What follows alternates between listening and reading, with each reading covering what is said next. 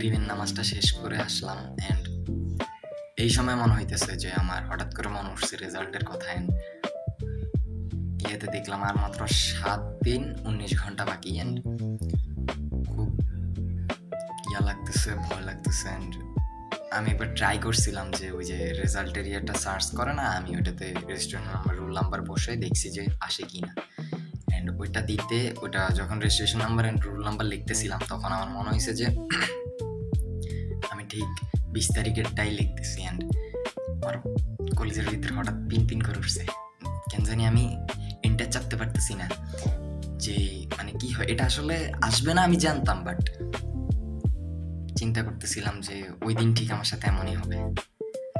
রেজাল্টের চিন্তায় মাথা ভরাইয়া ভাত খেতে বসলে অনেক সময় মনে ওঠে অ্যান্ড খাওয়া তো দূরের কথা, মানে অনেক সময় ভাত আর খাইতে মন চায় না, প্লেটে রাখাই চলে আসি অ্যান্ড অবস্থা এইটাই।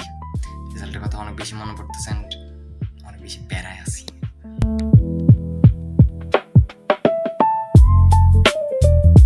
বলতে পারি যে এখন জীবনে সবচেয়ে ডিস্ট্রাক্টেড সময়টা কাটতেছে অ্যান্ড এটাই হওয়ার। এসএসসির পরে টাইমটা একদম ফ্রি, তো সো কিছু করার নাই অ্যান্ড আমাদের এডুকেশন সিস্টেম আমাদেরকে স্কিল বানাইতে চায় না, কোনো কিছু শিখাইতে চায় না, জাস্ট মুখস্থ বিদ্যা বাড়াইতে চাই। এই কারণে আমাদের আজকে এই অবস্থা অ্যান্ড আমাদের ফ্যামিলিও চায় যে আমরা জাস্ট পড়াশোনা করি অ্যান্ড পড়াশোনাতে ভালো করি। সো এর জন্য আমরা নিজেদের থেকে কোনো ডিসিশন নিতে পারি না, কোনো ডিসিশন মেকিং করতে পারি না। আবার অনেকে চাইলেও ওই জিনিসগুলা ডিসিশন মেকিংয়ে প্রবলেমের কারণে, এগুলার কারণে হচ্ছে আগাইতে পারে না। অনেক সময় ডিসিশন মেকিং করে বাট প্ল্যানটা হচ্ছে পুরোপুরি কমপ্লিট করতে পারে না, যেটা আমার সাথে প্রায়ই হয়, অনেক সময় হয় অ্যান্ড এখনও হয়ে আসতেছে। এখন মানে এই মুহূর্তে সবচেয়ে বড় সমস্যা হচ্ছে আমার কোনো ডিসিশন মেকিং করতে পারতেছি না। কোনো একটা ডিসিশন নিব অ্যান্ড ওটা রাইট নাকি রং, মানে আমার কাছে ডিসিশনে আসতেছে না।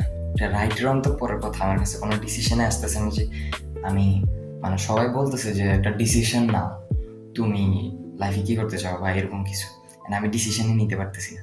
সো এই জিনিসগুলো এখন একটু বেশি সাফার করতে হচ্ছে, যদিও মানে পুরাটা নিজের উপরে করেই জিনিসগুলো করতেছি অ্যান্ড একটু চাপ তো হবেই। সো এখানে আল্লাহর উপর ভরসা রাখিয়া আর কি। অ্যান্ড একটা কথা বললে হচ্ছে আমার পরীক্ষার পরে আমি মনে করছি যে এই 2-3 মাস খুব ভালো করে কাজে লাগাবো অ্যান্ড বলা যায় আমার 100%-এর মধ্যে ধরেন যে 50% এরকম কাজে লাগছে অ্যান্ড বাকিটাই পুরোটাই লস হয়েছে। অ্যান্ড আমার লস হওয়ার পিছনে কিছু কারণও আছে অ্যান্ড এগুলা প্রত্যেকটা কারণ ধরে ধরে সলভ করবো সামনে ইনশাল্লাহ।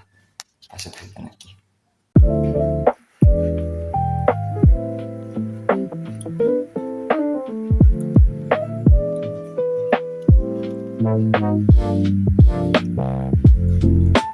হইতেছে আমি যে আগের কোচিং সেন্টারে পড়তাম ওইখানে স্যার আর কি, সো ওনারা অলরেডি আমাদের যারা স্টুডেন্ট, যারা ওনার আরও ডেডিকেট স্টুডেন্ট আছে ওদেরকে নিয়ে কোচিংয়ের পড়াশোনা শুরু করে দিয়েছেন। আমি এমন এক বান্দা এখন পর্যন্ত এই পড়াগুলো শুরু করতে পারি নাই। জাস্ট আমি হচ্ছে এইটার নোটটা আপনাদেরকে দেখাই।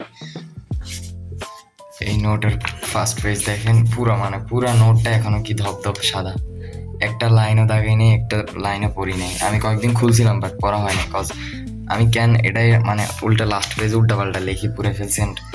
যারা পুরো ভিডিওটা দেখছেন তারা জাস্ট আপনারা আপনাদের নামটা বলে যাইয়েন একটু আমার কমেন্ট বক্সে।